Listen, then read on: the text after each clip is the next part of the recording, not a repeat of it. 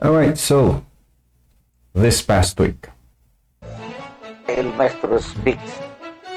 El Maestro Speaks El Maestro speaks. podcast. and we are, let me just play that. We are recording.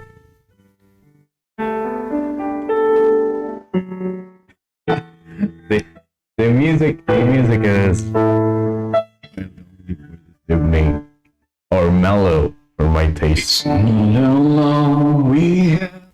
Anyway, so once again, this is El Maestro Speaks podcast coming to you wherever you are.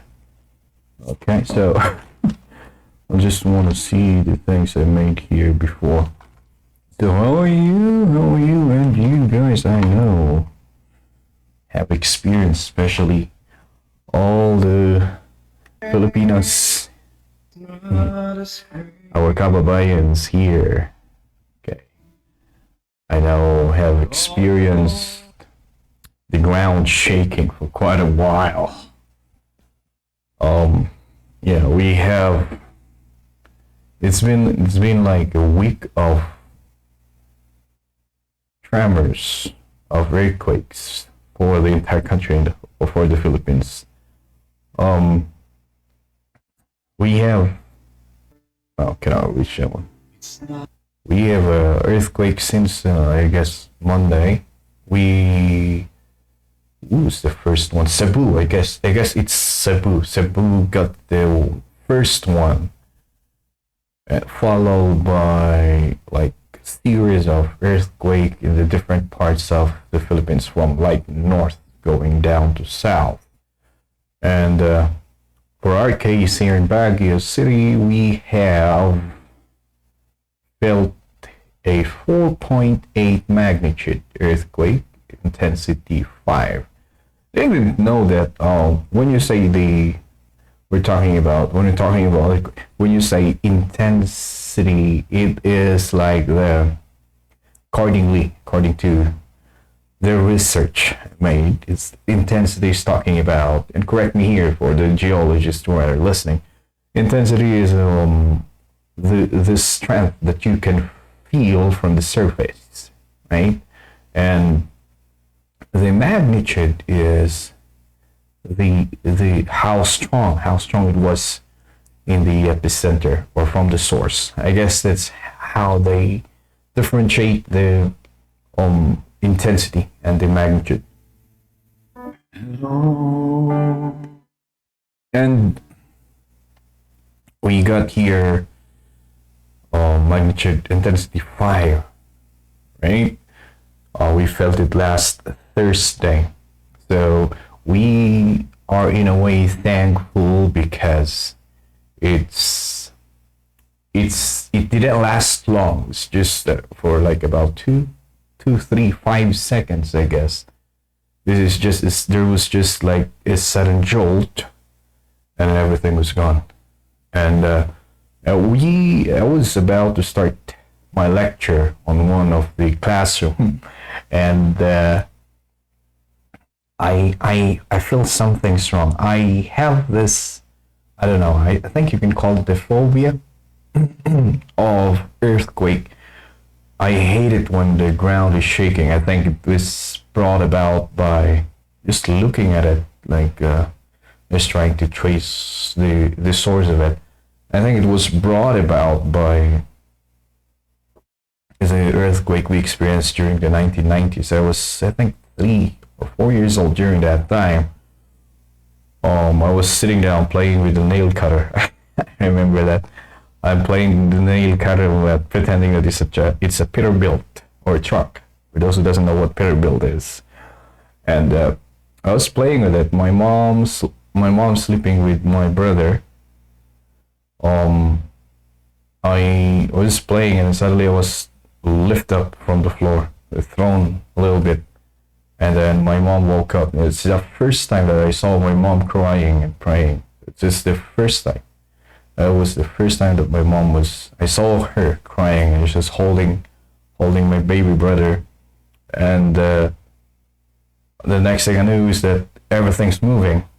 I can see the wall doing that, just like swaying, and I can hear everything in our kitchen being broken. Like all the glass cups are like falling from the cabinet, from the shelves, and they're broken. And I don't know, just maybe because of that, that is why every time that I feel the ground shaking, I start to panic. Like my like I started to shake. I have that like unexplainable anxiety. I cannot explain, but um I will be imagining a lot of things it's gonna happen. What if this and that will happen? Things like that. To a point that I cannot move my knees because they will freeze, and I cannot move my knees. So what I do, because apparently the classroom I'm the adult in the room. So what I do is that if I feel something's wrong, I stand up immediately. Just try to overcome that my physical reaction where my knees will freeze and I cannot move. So I have to stand immediately, just move it, and then at least I can, from that point on, I can think on, I can at least think of what I'm going to do next. So I am aware of that. So I am aware of that as my, let's say, weakness. So I have to act first before it overcomes my reaction, my body. So I feel the tremor, and then so that's why I stand up immediately, just run through, and on my table, all the wires from my computer is laid on my left side, and the exit for the classroom is on the left side. So I run through the wires, like just went through it. So that's why the charging port of my laptop was destroyed afterwards, because of that. It gets snapped from the socket. And then that's when the strong part of the earthquake, that's the strongest jolt came.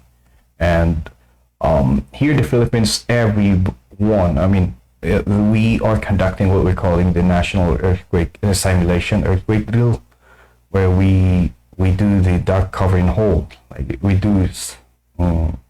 simulate the earthquake. We do drills on how to get out of the building, things like that. Like we conduct that one every month. So when the children felt that, automatically they did what the dark cover and hold, like what they're supposed to do. And I was already standing, so I was already standing. And then when I felt that there's no more tremor, so I asked them to just go out immediately. So we went out immediately, went to an open space. Everybody was crying. Yeah, everybody got worried. Everybody were so nervous, scared. So yeah, natural reaction, of course, of children is to cry. And the class was canceled. We sent message to the parents to come fetch their children. So yeah, they'll stay with them. After that, so I called my wife immediately, because I'm worried about their situation. Their school is the biggest school in Baguio City, and there was no open space in their area where they can go during situations like that. So I called her. She said they're fine. Still worried though. So I after like all my students were gone, I went to their school immediately just to check. Thank God everyone was safe. There was no here in Baguio, at least, there was no damage on buildings, no nothing. It's just a very short ground shaking or tremor. So we are so grateful for that. But it woke us though. It woke us and made me think of what's gonna happen yeah, stronger one, and yeah, longer earthquake will happen. And yeah, just praying it won't happen. That won't happen. But I think it's not a question of if it will happen. It is about when will it happen, and the question of are we really prepared if it happens, right? Well, is our training on the cover and hold, the drills, is that enough to save lives? We don't know, but still, it's better to prepare, do something.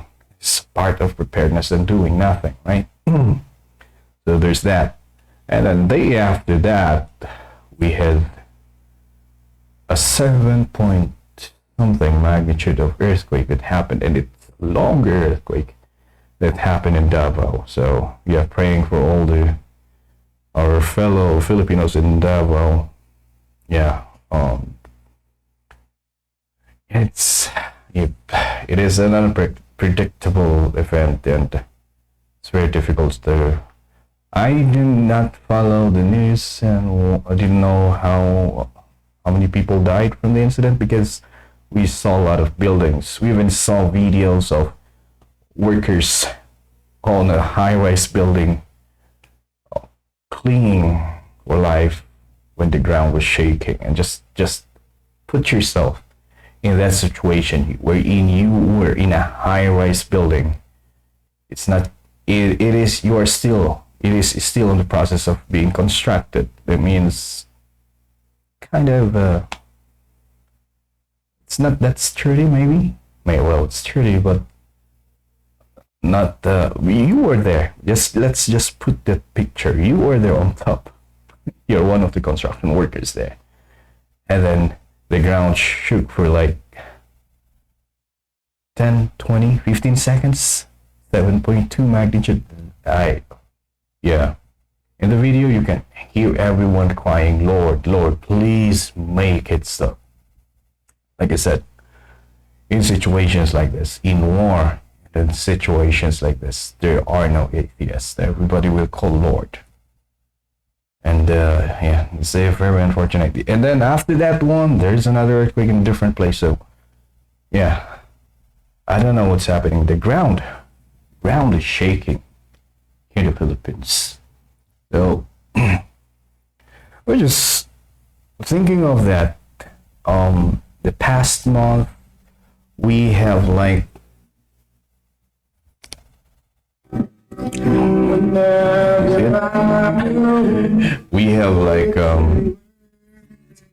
like how many successive storms we got? Like successive storms, strong ones, passed by the Philippines. And yeah, it revealed the storms, those successive storms, typhoons revealed that there was no actual flood control projects that was constructed on the flood prone areas of the country, right? Yeah, those storms revealed it. There was no, and those flood controls were like, what do you call it, for lack of a better term, those were the pet projects of the president. He actually stated that they will be building a lot of flood controls during his State of the Nation address.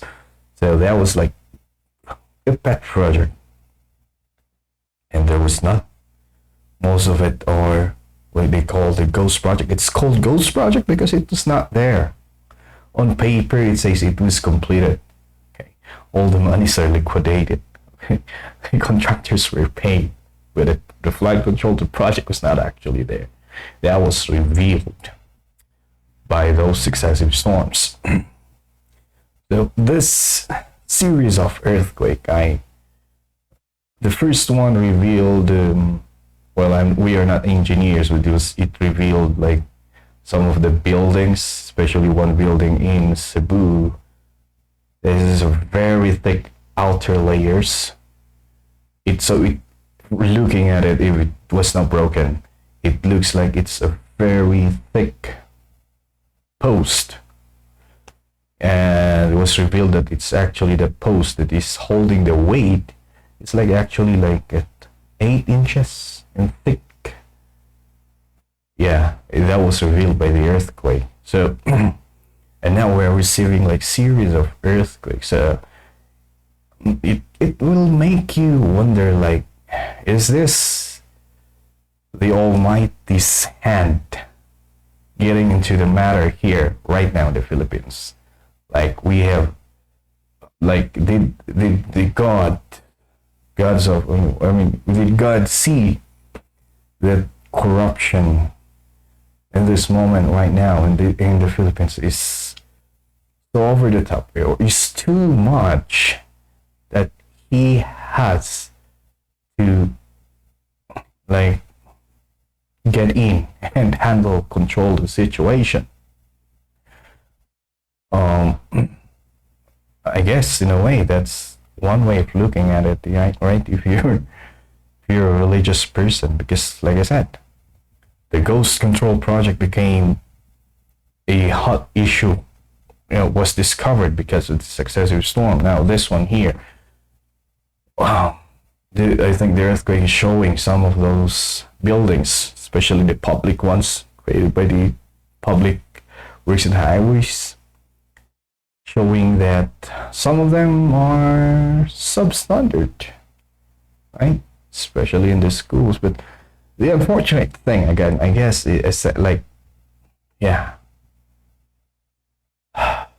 that those things were revealed at the cost of life of innocent people. And that's the saddest part of it, right? So, yeah. I think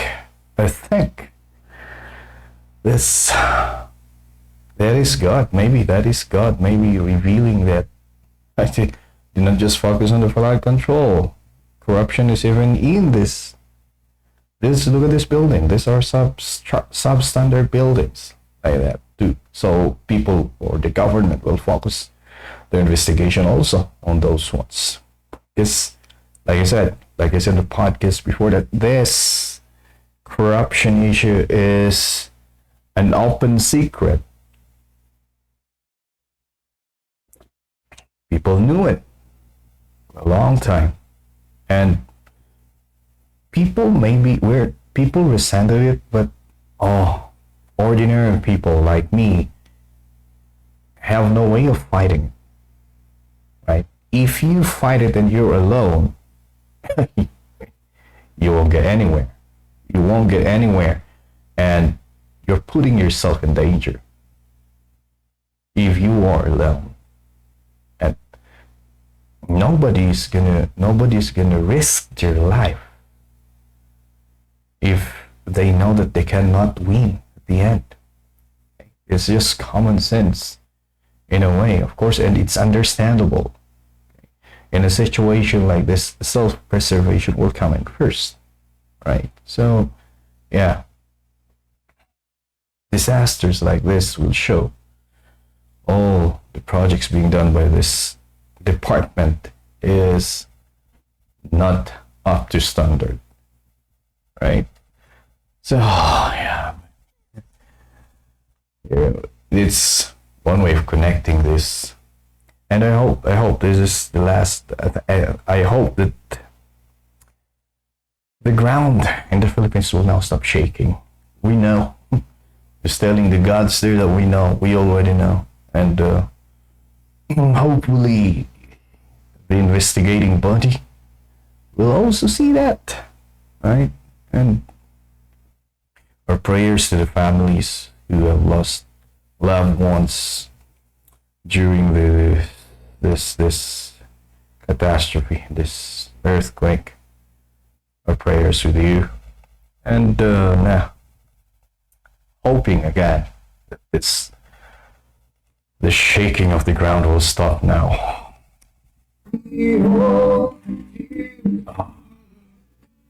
There's a reason to. You got nothing to do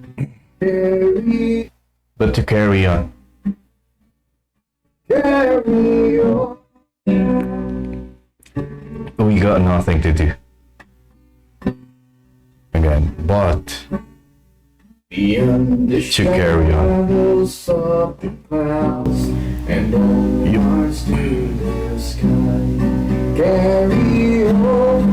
All right. we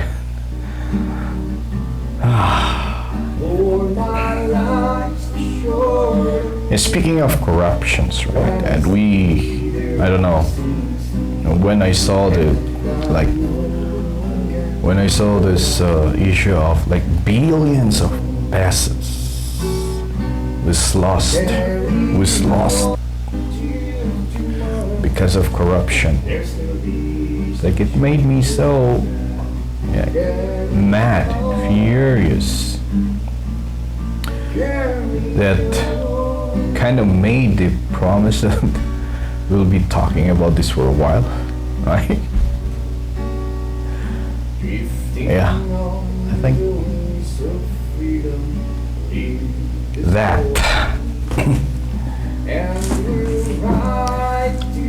I kind of felt that the ground shook again.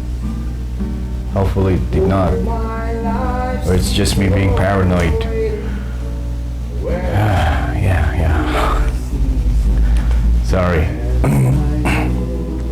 Yeah, that's me. So scared of earthquakes. So going back to this, okay, made a promise like that I'm going to be talking about corruption on my podcast. Like we should not stop talking about it, and there's a way of telling my listeners, you guys, that you have to know about this, okay? And as an ordinary citizen, we cannot like go to the police, report this. Well, they have hotlines now. There's some Bong Paulo hotlines that you can use, but we have to start looking at this now, and we have to conduct our own investigations, own analysis on the matter, and we are going to use those informations that we have gathered, so that comes the time wherein we are the most powerful person in this country. That is during the election. We will have a well-informed decision on who to choose as a leader. That is why I kept on repeating this one. We take a look at our leaders, okay, and gather information as much as we can. Okay, gather information as much as we can, whether we like the information that we're receiving or not, whether it's targeting your favorite politician. Just gather the information, okay, sift through it, look at it if it is a credible information or not, or it's just the muds, or it's just a propaganda. Okay, those are the skills we need to, and it's very easy now. You can do your own research, and when I do your own research, not just use Facebook, use the search engines. Okay. Try to cross-reference things.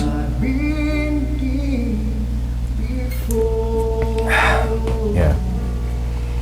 In a way, I supported in a way, because I voted for Miriam Santiago, but in a way I supported the former president, right? But looking at the way things is happening now, he has this pronouncement before that he doesn't like queuing when you go to government offices. So there was like a streamlining of the process of doing things in the government, okay, because of that order. And I would guess that that's the time wherein some departments removed some of the process there in the name of streamlining, but they actually removed the oversight that is checking the balance of things happening in the department. They actually remove the oversight so that they can steal money during the process. So I think that's where some of this stealing happened, though it has been happening during the previous administrations too, in some shape and form. It has been happening, but just because of the audacity on how these engineers and contractors, connive to steal the money. Okay, there was no oversight there. The oversight was also corrupted, and everything was. There's some part that was removed. I'm guessing. So yeah, there's that. So the intention, the intention of the president, the former president, is good. Like, you gotta reduce the red tape, because that is the issue also back in the day. Reduce the red tape and processing when you process something in all the department of the government. But yeah, some people, these unscrupulous people, took advantage of it. I just made the connection of this because Congressman Dumogan has been in the podcast for like 3 times. I guess we'll be having another time soon. Also, we'll be having another conversation if I can have some questions for him, or if he has time. I know he's busy. Anyway, so I saw his statement on a hearing. I don't know if it's a hearing in the Congress, wherein he said that let's return the pre-audit. I don't know how that happens, the pre-audit, but it was removed. So now things like that end like this. And I was thinking of maybe that was removed to streamline the process. I guess. And governments started streamlining the process of streamlining the steps, or the process of doing business in their offices during the Duterte administration. Because of his pronouncement, he said, "I don't like queuing." So, good intention, right? But some people took advantage of it. Yeah, and it's the difficulty of serving in the government. Excuse me for a while. Serving in the government, that's the difficulty, because there's a lot of moving part. If you're at the top, there's a lot of moving part that you have to manage, and you cannot monitor all of these moving parts. All those moving parts are opportunity to do corruptions, right? And yeah, this is where we can say that these corrupt politicians have created an intricate system where they can steal our money easily, or the Filipinos' money so easily, right? Okay, just look at what the Congress has done yesterday. There was this statement or proposal. They called it a motion. It's a parliamentary procedure by Representative Sheldon Jokno that there should be a zero unplanned unappropriated fund. I don't know, unappropriated. I guess it's unappropriated or unplanned budget. They're calling for it to be. They should remove that, zero for it. And then the Congress voted no. They didn't like to remove that. So look at your congressmen, your lawmakers. If they voted against that, let's just say 60% of it, there's a 60% possibility that your lawmaker, your representative, is stealing your money, right? It's so intricate. Again, the politicians have devised a way to steal the money without connecting their names. So even the investigations, I think, my opinion is that investigation, I suppose they might punish some, but not all, and not the real culprit. That is my hypothesis, we call it hypothesis, on the result of the investigation. But still, let's see. The advantage now is at least we're talking about this, right? Talking about this again. Ordinary people like you and me can't do anything. But remember, guys, after 3 years, there's that one day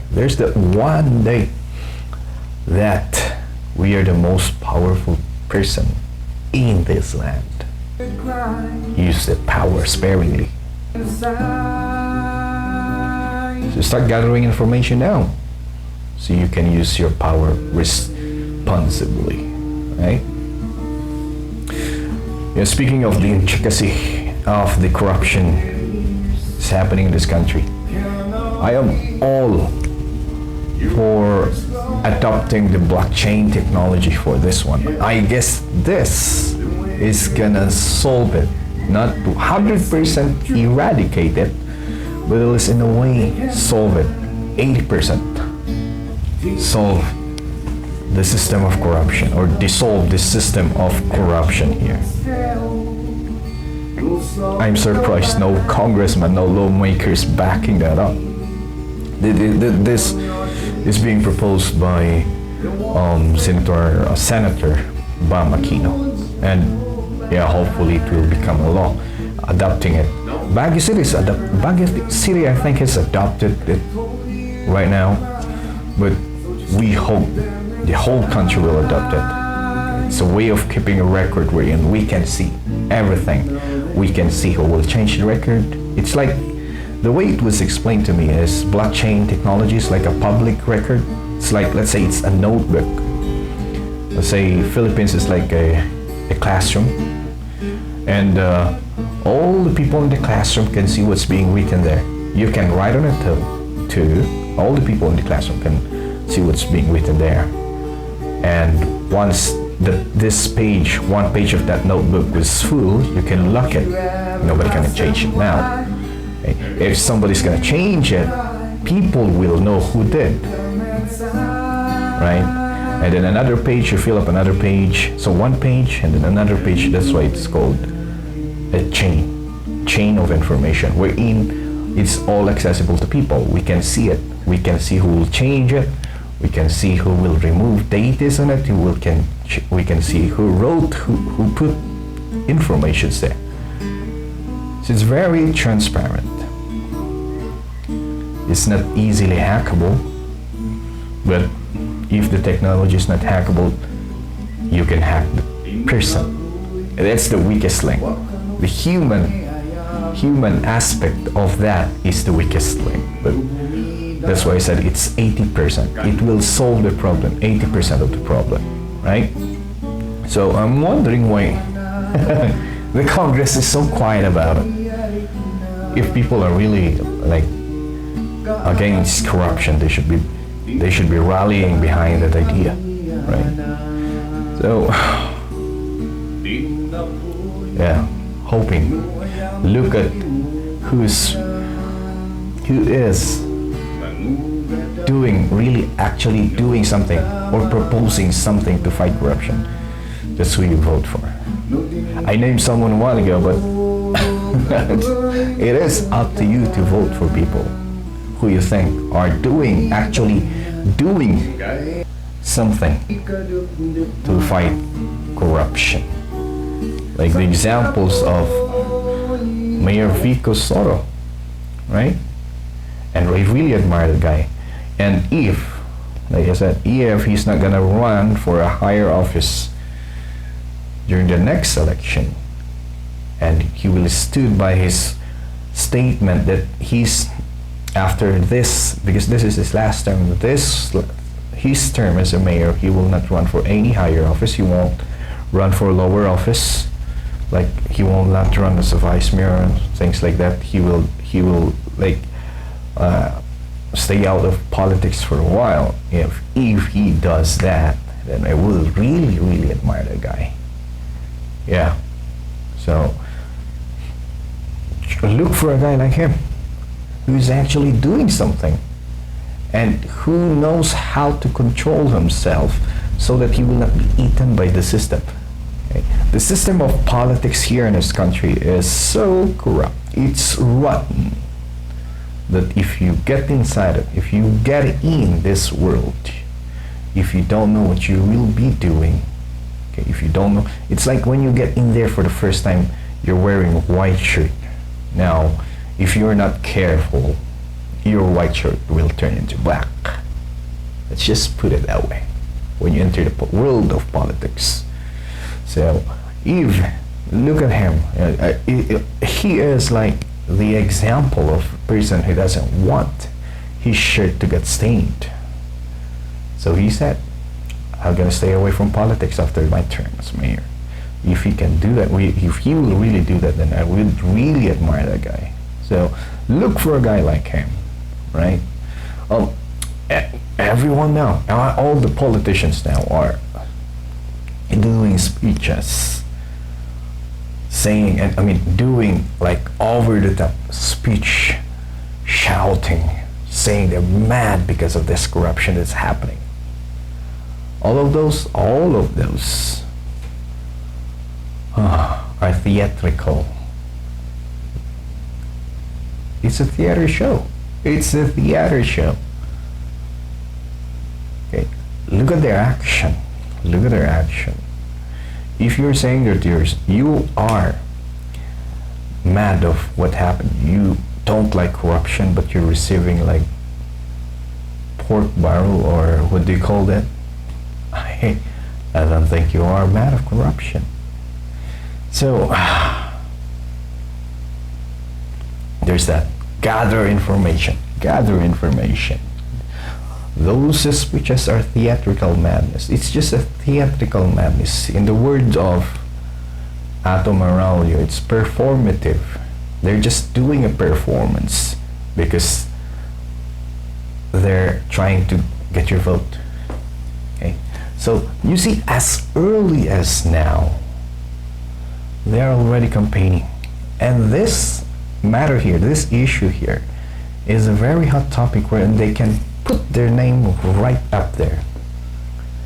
If you will remember, oh, this guy was so mad when we was talking about this corruption that happened like this and like that, and you're gonna vote for them? Okay. Then they have fooled you. So you have to look what they have done. Your dawn is breaking, right? The light shining through. Politicians are good at that, right? They're good actors. That's why we have a lot of actors as politicians now. because politics in the Philippines involve acting. Just look at them during the campaign. They'll dance, they'll do anything. Just remember one of the, shout out to, I have one counselor in one of the province here in Benguet who danced that dance, I think it's Hawaiian dance. They dance this, they usually do this dance when they're singing Pearly Shell. That's dancing like that. I don't know. It's just stupid. Anyway, yeah, politicians are actors. I'm not saying the guy is stupid. I'm saying the act of dancing that is stupid. All right, don't misquote me, please. So yeah, politicians are doing that. Even now, as early as now, they're taking advantage. They're like investing for your vote. This 3 years here, they're investing for your vote. So there's that. And again, they're even taking advantage on our Filipino traits, like our resiliency. They'll say, it's okay, let's just remove the budget for this one. Let's just make a project here that will not appear because, well, you know, our Filipino Brethren are resilient. They will not complain. They will even make joke of this dire situation they're in. Like that. You're taking advantage of your resiliency. And at times that's why it's sometimes I would agree on the line, that statement that says that everything that's too much is not good. Right? Even resiliency. It's too much, it's not good. It's good to be resilient. But it should also be, okay, we should also know when to fight for a right? When to complain. Yeah. Not too much complaining, but again, too much of everything is not good. But we should also know the time when we have to complain, or we have to demand what is ours, right? So, yeah. Politicians are that. So that's why you have to know this. These are the traits of these corrupt politicians. They take advantage of your resiliency. They take advantage of your dire situation. Like, they will promise you a lot of things. If your politician is promising you, I've been saying this a lot of times, if your politician is promising you a lot of things, just playing with you. He is just playing with you. Right? Promising you to give you 5,000, 10,000 per month, instead of promising you to find a way so that we can have a better economy, more jobs for you. Instead of promising that, it's promising you short-term band-aid solution. It's just trying to get your vote. You know? Okay. So this that again. The change in the way we vote, the change in the way we choose leader is the key to remove this one. Like I said, this is an intricate system. And the key to breaking it is like changing the way we vote. Like I said, when Magalong said we don't know how to choose leader, he was right.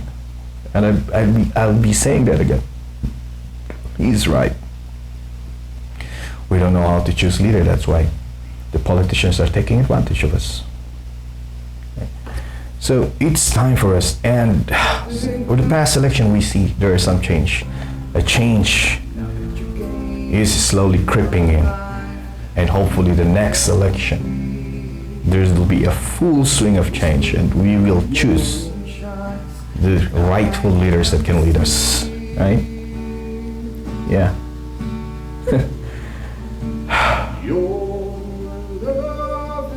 So, education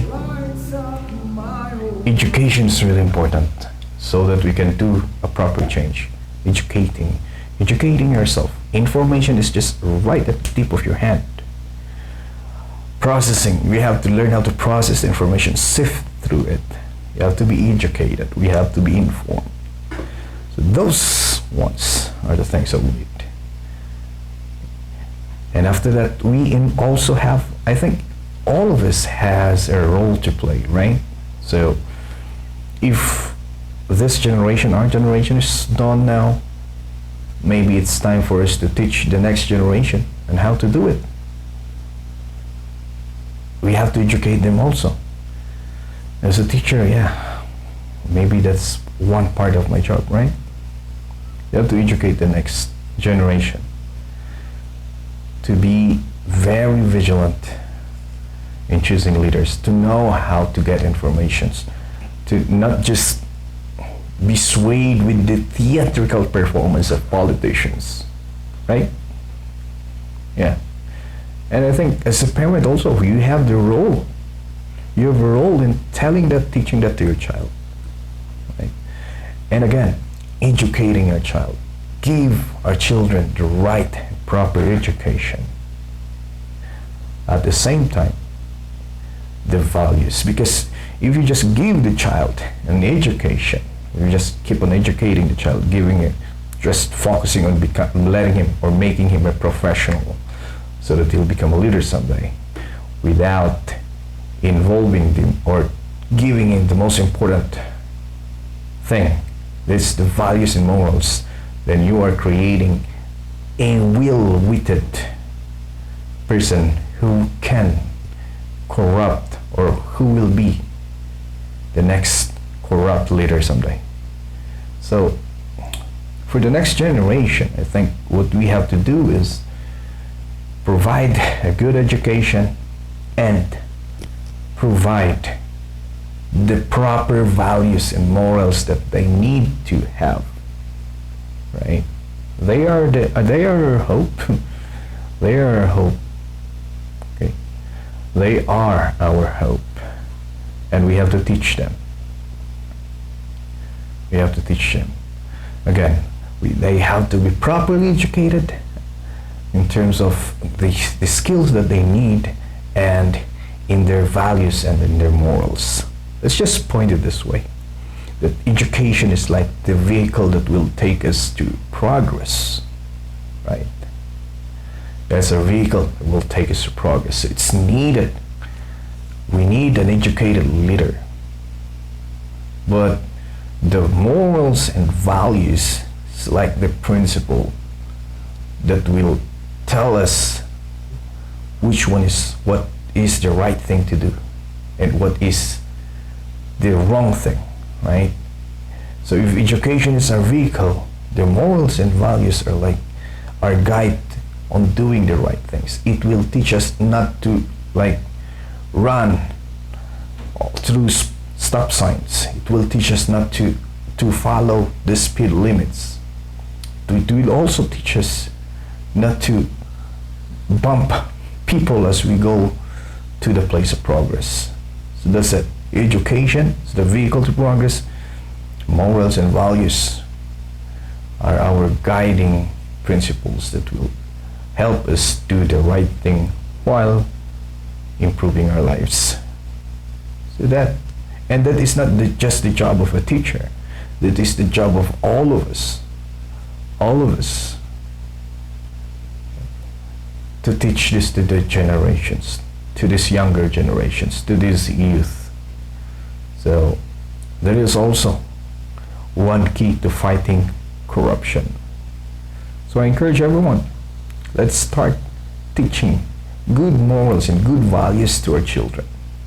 And let's start investing on their education. Okay? Educating them also, okay, on different aspects of their lives. But most importantly, the values, the morals that they have to have, the discipline that they will have. We need to inculcate that in their life. Okay? So if we can do that, then again, we will slowly solve this problem here in the country. So that's it for this past week. And thank you so much for listening.